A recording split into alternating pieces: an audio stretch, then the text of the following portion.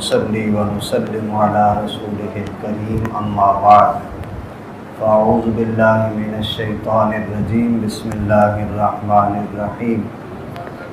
وَإِذَا حُيِّيتُم بِتَحِيَّةٍ فَحَيُّوا بِأَحْسَنَ مِنْهَا أَوْ رُدُّوهَا صدق اللہ العظیم۔ سورہ نساء کی آیت نمبر 86۔ اللہ رب العزت نے ارشاد فرمایا کہ جب تمہیں کوئی سلام کہے تو تم اس سے بہتر الفاظ میں جواب دو۔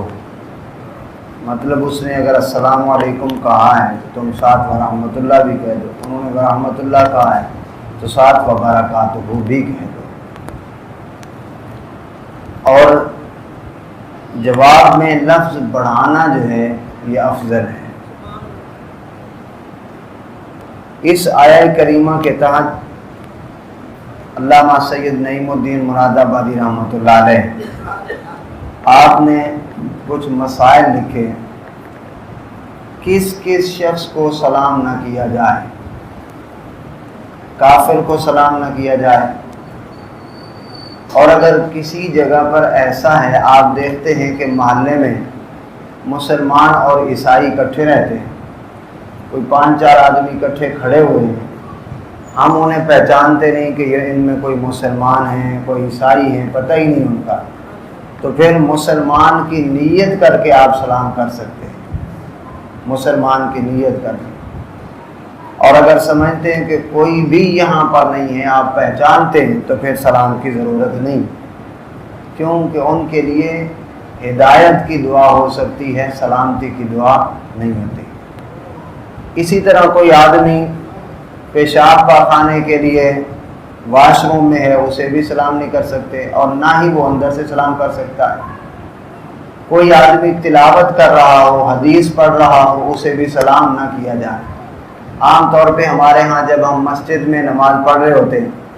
باہر سے کوئی آدمی آتا ہے، جب نماز کے انتظار میں بیٹھے ہوتے ہیں لوگ، تو باہر سے آنے والا بندہ سلام کرتا ہے۔ ایسے عالم میں یوں اونچی آواز میں سلام نہیں کرنا چاہیے، لوگ اپنے ذکر اذکار میں مصروف ہوتے ہیں۔ اسی طرح کوئی شخص سو رہا ہے، اسے بھی اونچی آواز میں سلام نہ کریں۔ ایسے ہی خطبہ جمعہ کے وقت یا کوئی 2 آدمی علم کا تکرار کر رہے ہیں، انہیں تکرار کرنے دیں، انہیں سلام نہ کیا جائے۔ اذان کہنے والے کو، اقامت کہنے والے کو بھی سلام نہ کیا جائے، اور اگر کوئی شخص انہیں سلام کر دے تو انہیں جواب دینا واجب نہیں ہے۔ اسی طرح اگر کوئی شخص برے کام میں مشغول ہے، حتیٰ کہ سید نعیم الدین مراد آبادی رحمۃ اللہ علیہ آپ نے لکھا ہے کہ کوئی گانا بجانا سن رہا ہے، جوا کھیل رہا ہے، تو اس کو بھی سلام نہ کرے، تاکہ آئندہ کے لیے وہ اس چیز سے احتراز کرے، بچے۔ ایک تنبیہ آپ نے لکھی ہے کہ ہمارے معاشرے میں بیوی کو سلام نہیں کیا جاتا، جبکہ بیوی مرد یہ چاہتا ہے کہ اگر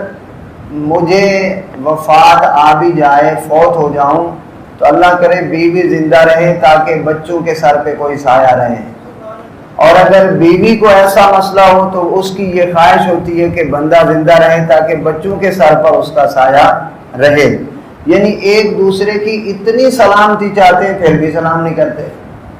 تو ایسے عالم میں چاہیے کہ آدمی جب آئے گھر میں بیوی کو ضرور سلام کرے، اور بیوی صاحبہ جب آئیں تو وہ بھی مرد کو سلام کریں، یہ بھی۔ اسی طرح آپ نے لکھا ہے، اور یہ حکم بھی ہے، چلتا ہوا شخص بیٹھے ہوئے کو سلام کرے، چھوٹا جو ہے وہ بڑے کو سلام کرے، تھوڑے لوگ جو ہیں وہ زیادہ کو سلام کریں۔ حدیث مبارک ہے، کسی بھی دروازے پر جاؤ 3 بار دستک دو، اگر کوئی شخص وہاں سے نہیں آتا تو تم چلے جاؤ۔ قرآن مجید کی ایک آیت مبارکہ یہ ہے کہ فَإِذَا دَخَلْتُمْ بُيُوتًا فَسَلِّمُوا عَلَىٰ أَنفُسِكُمْ، سورہ نور کی آیت نمبر 61۔ اگر آپ کسی گھر میں گئے ہیں اور اس گھر میں کوئی بھی شخص نہیں ہے، ایک بھی بندہ نہیں ہے، تو قرآن مجید نے فرمایا فَإِذَا دَخَلْتُمْ بُيُوتًا فَسَلِّمُوا عَلَىٰ أَنفُسِكُمْ، اپنے لوگوں پر سلام کرو۔ اگر کوئی بھی وہاں پر نہیں ہے تو فرمایا تم سلام کا لفظ بول دو اور اس میں اللہ کے فرشتوں کی نیت کرو، السلام علیکم ورحمۃ اللہ وبرکاتہ، اور ساتھ ہی کہو السلام علیکہ ایھا النبی ورحمۃ اللہ وبرکاتہ، السلام علینا وعلی عباد اللہ الصالحین، السلام علی اہل البیت ورحمۃ اللہ وبرکاتہ۔ ملا علی قاری رحمۃ اللہ علیہ نے اس شرح شفا شریف میں آپ نے لکھا ہے کہ اہل اسلام کو گھروں میں داخل ہوتے ہوئے سلام کرنے اور نبی کریم صلی اللہ علیہ وسلم کو جو سلام کا حکم دیا گیا ہے، اس سے ظاہر ہوتا ہے کہ ہر گھر میں روح اقدس جلوہ فرما ضرور ہوتی ہے، لہذا نبی کریم صلی اللہ علیہ وسلم کو بھی سلام کیا جائے۔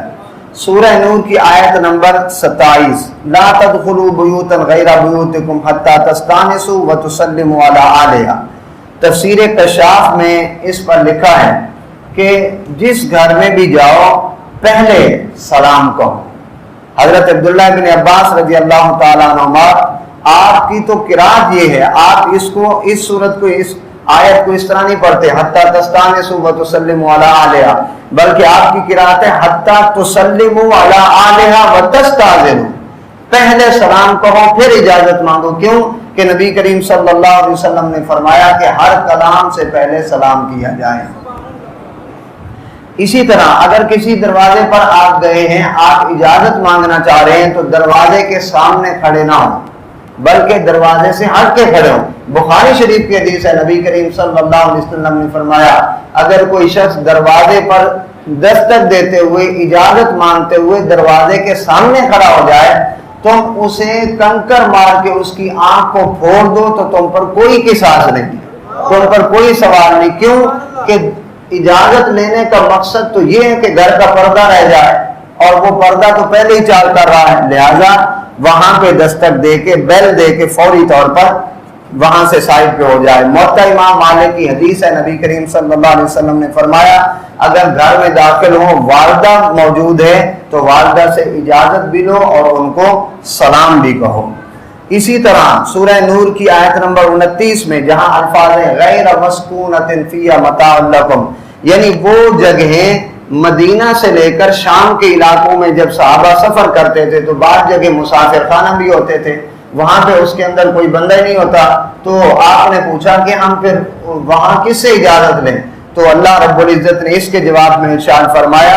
غیر مسکونۃ، جن جگہوں پر کوئی رہنے والا نہیں ہے تم وہاں جا کے بغیر اجازت کے سلام کہہ کے تم اس میں داخل ہو سکتے ہو۔ شریعت نے جو کچھ آداب ہمیں سکھائے ہیں، ظاہر ہے یہ معاشرے کی خوبصورتی ہے، پرائیویسی بھی ہوتی ہے آدمی کی، پرائیویسی اس کے ذاتی معاملات بھی ہوتے ہیں، تو شریعت نے وہی ادب سکھایا ہے کہ پہلے اجازت لی جائے پھر گھر میں داخل ہوں۔ اور اصل بات سلام کا حسن جو ہے یہ تو ہر بندہ ہی جانتا ہے۔ اگر فرض کریں سلام نہ ہوتا تو ہم کسی کو ملتے ہوئے پہلی ملاقات میں کیا لفظ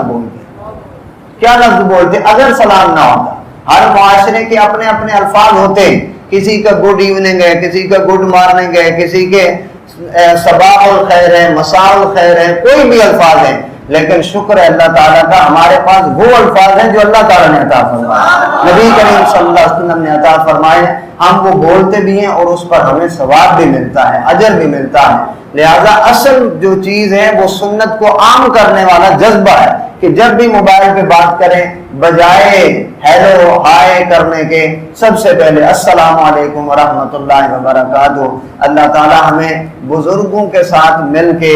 سنت کو عام کرنے کی توفیق عطا فرمائے۔ وآخر دعوانا الحمدللہ رب